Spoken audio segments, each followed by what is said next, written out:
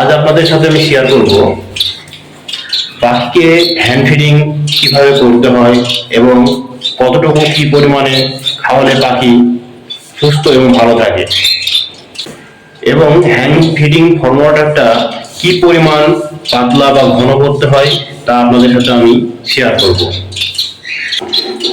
তার সাথে আমি দেখাবো আমার খামারের কিছু সেটআপ, সেখানে কিছু ছোট পাখি বা সোসাইটি ফ্রিন্স আছে, এবং আমার খামারে আর কি কি পাখি আছে তা আপনাদের কাছে তুলে ধরি।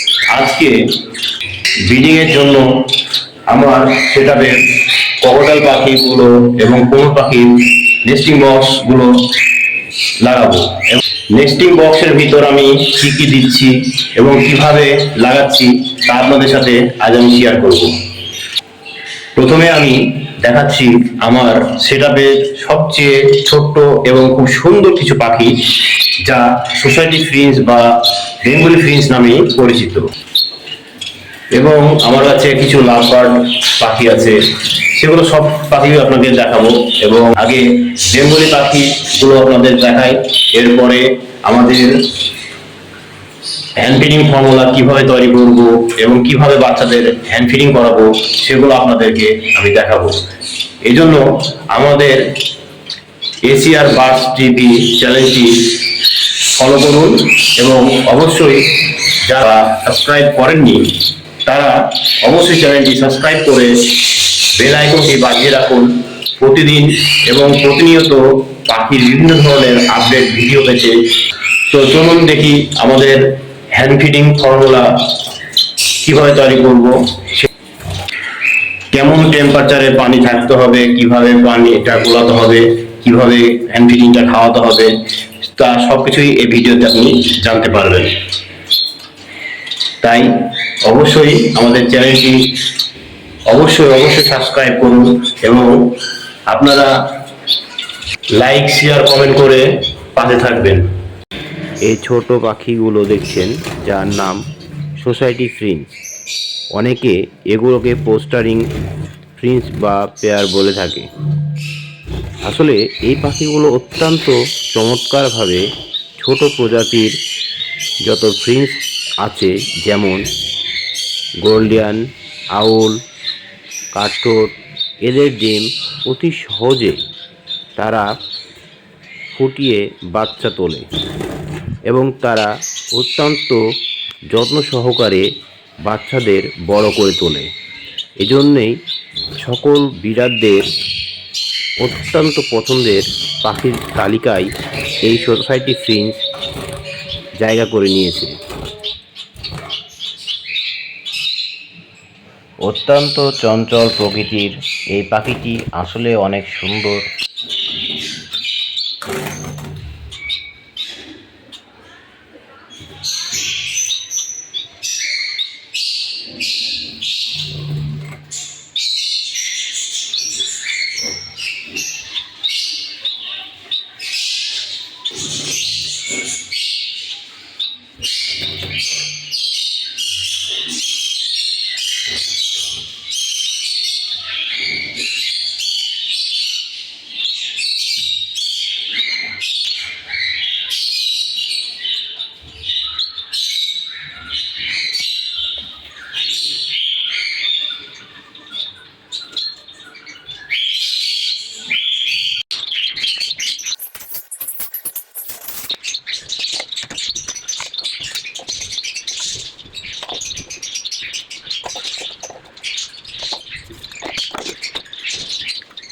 হ্যান্ড ফিডিং ফর্মুলাটি আগে ভালোভাবে গরম পানির সঙ্গে মিশিয়ে নেবেন এবং দেখবেন যে ঠিক ঘনত্বটা কেমন হয়েছে।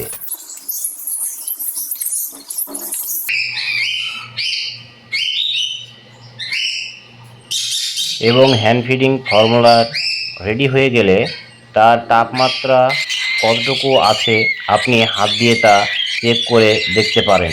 এতে আপনার পাখি খাদ্যনালী বা থলিটি পুড়ে যাওয়ার সম্ভাবনা থাকবে না। একটা নির্দিষ্ট তাপ যেটা আপনি অনুভব করতে পারবেন এবং সহ্য করতে পারবেন, এমনভাবে পাখিকে খাওয়ালে পাখিটি আপনার নিরাপদ থাকবে এবং সুস্থ থাকবে। এবং কতটুকু আপনি পাখিকে খাওয়াচ্ছেন সেটা দেখবেন। যেমন আমি এখানে পাখিটিকে 2 সিরিঞ্জের কিছুটা কম, মানে 7 থেকে 8 মিলি প্রতি এক বেলাতে তাদেরকে খাওয়াচ্ছি।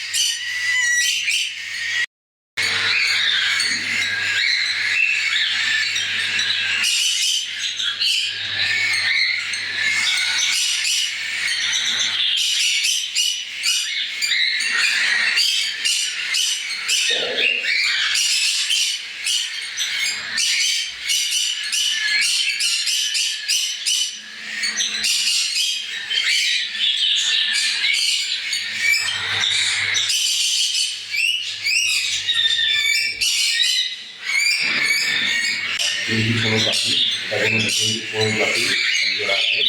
এখানে আমরা জাপানি বাড়িতে দেখাই, জাপানি বাড়িগুলা। এবং এখানে আমার বাড়ির কবুতরের আর জোড়া আছে এখানে। এবং এখানে যা দেখছেন এগুলো জাপানি কবুতর। আজকে আমাদের পাখির সেটআপে নেস্টিং বক্স লাগাবো এবং আমাদের নেস্টিং বক্সে লাগানোর আগে কী কী জিনিস ব্যবহার করি তা আমরা দেখাচ্ছি।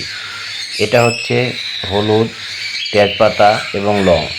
এটা দেওয়ার কারণ হচ্ছে বিভিন্ন ধরনের ছোটো ছোটো পোকা বক্সের ভিতর জন্ম নেয়, যেগুলো বাচ্চা হওয়ার পর দেখা যায় এবং বাচ্চা অনেক সমস্যার সৃষ্টি করতে পারে। যে কারণে আমরা হলুদ, লং এবং তেজপাতা ব্যবহার করি, যাতে এসব ছত্রাক থেকে আমরা মুক্তি পেতে পারি। এটা আমার কাছে মনে হয়, অনেকে হয়তো এটা ভালোভাবে নাও নিতে পারে, তবে আমি এটা ব্যবহার করি। তো চলুন বক্সগুলো লাগাই।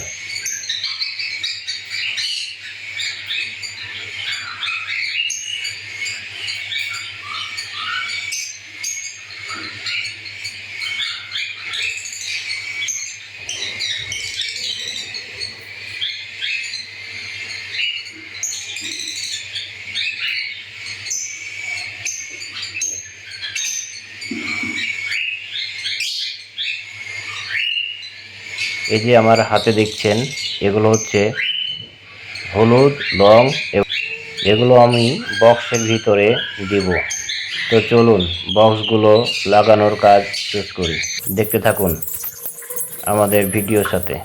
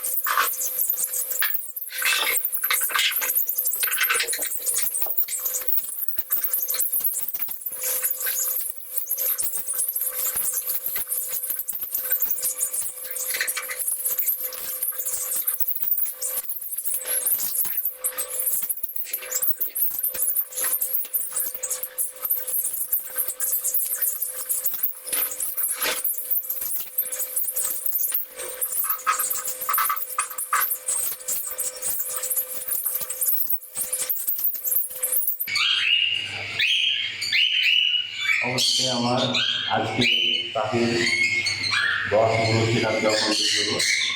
এখন দেখা যাক কী হয়। এরপরে ইনশাল্লাহ প্রোগ্রেস কী আসছে সেগুলো আপনাদেরকে দেখাবো এবং আপনাদের সাথে শেয়ার করবো।